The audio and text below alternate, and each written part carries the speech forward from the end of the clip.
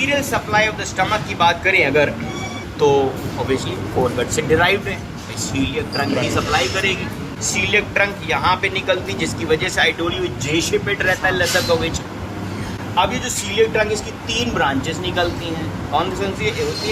Left gastric artery, जो इन तीनों में सबसे छोटी है, लेफ्ट गैस्ट्रिक आर्टरी। दूसरी splenic artery along the upper part of the pancreas. अच्छा बात होती है स्प्लीनिक वेन की, जल्दी से बताओ स्प्लीनिक वेन कहाँ पास होती है?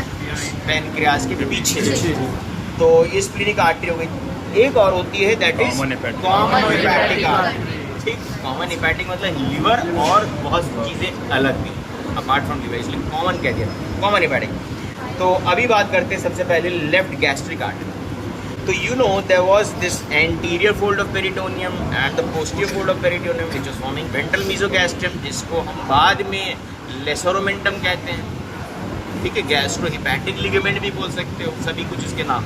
तो चूंकि आर्टरीज तो रेट्रोपेरिटोनियल थी, तो वो आएंगी कहाँ से वहाँ तक? तो ये ऊपर एसेंड करेगी, लेफ्ट गैस्ट्रिक आर्टरी एसेंड करके फिर अपर मार्जिन ऑफ द लेसरोमेंटम से फिर इंटर करेगी, नीचे आएगी अलॉन्ग द लेसर कर्वेचर। अब जब ये एसेंड करके ऊपर आती है, फिर क्या होता है, यहाँ पे ये cardiac end of the oesophagus को भी ब्रांचेस दे देगी। Those will be the oesophageal branches from the left gastric artery and they will pass through the muscular opening of the diaphragm and will also enter into the thorax to supply the lower portion of the esophagus. Then it will supply to lesser curvature, and remember this left gastric artery will also supply much of the posterior surface of the stomach. दूसरी है splenic artery. ना splenic artery तो पीछे से चली गई along to the upper part of the pancreas, ठीक है, तो सीधे जाएगी, जब वो टेल ऑफ पेनक्रियास से पहुंचेगी तो वहां उसको स्प्लीन मिलेगा, हाइलम। तो बहुत सारी स्प्लीनिक ब्रांचेस दे देगी which will enter into the hilum of the spleen। पता है स्प्लीन में एफरेंट लिम्फेटिक्स नहीं होते, सो along its course this splenic artery will give several branches to the pancreas also, and one of that artery will be a long branch supplying the body of pancreas, and that artery is arteria pancreatica magna। फिर क्या है, जब ये इधर आ जाएगी gastrosplenic ligament के उसमें, वहां से upper portion of the greater curvature के अलॉन्ग कुछ ब्रांचेस देगी, 4, 5, 6 small branches, and those will be short gastric arteries।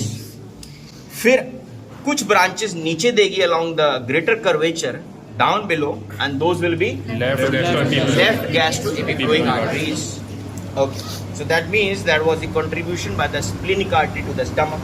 Now talking about this artery here, the celiac trunk है, यहाँ से एक आर्टरी इधर निकली है towards the liver, common hepatic artery जैसे ही आगे बढ़ती है, यहाँ पे एक ब्रांच दे देती है, और वो branch first part of duodenum के नीचे से पास होती है, and that is gastroduodenal artery which will pass behind the first part of the duodenum. That gastroduodenal artery will now divide into 2 branches. One will run along the greater curvature from below, from the right side towards the left, so that will be called the right gastroepiploic artery, and the other branch will descend down along to the second part of the duodenum, that will be superior pancreatico-duodenal artery, but that will split into 2 branches, one will run anteriorly, one will run posteriorly along the second part of the duodenum, and those will be the last branches supplying the terminal portion of the foregut. So now they will reach down up till the mid of the second part of the duodenum, because that's the end of the foregut. The lower portion, the second portion of the duodenum is derived from the midgut. So they will be inferior pancreatico-duodenal arteries ascending above, and those will branches from the superior mesenteric artery.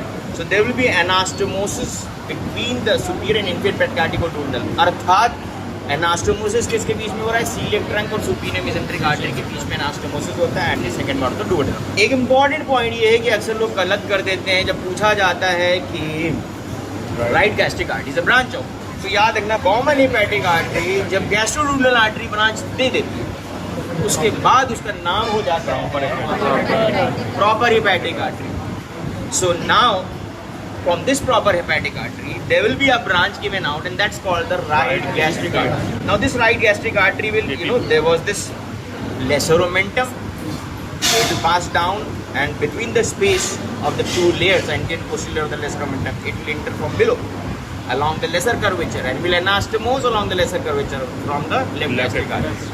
So that was the right gastric artery. Now proper hepatic artery. Proper hepatic artery will divide into right and left hepatic arteries, and this right hepatic artery for the bigger lobe, that also will give us cystic branch for the gallbladder. इस तरह से तुम्हें इसका arterial system बनाना है, diagram complete, blood supply उस stomach.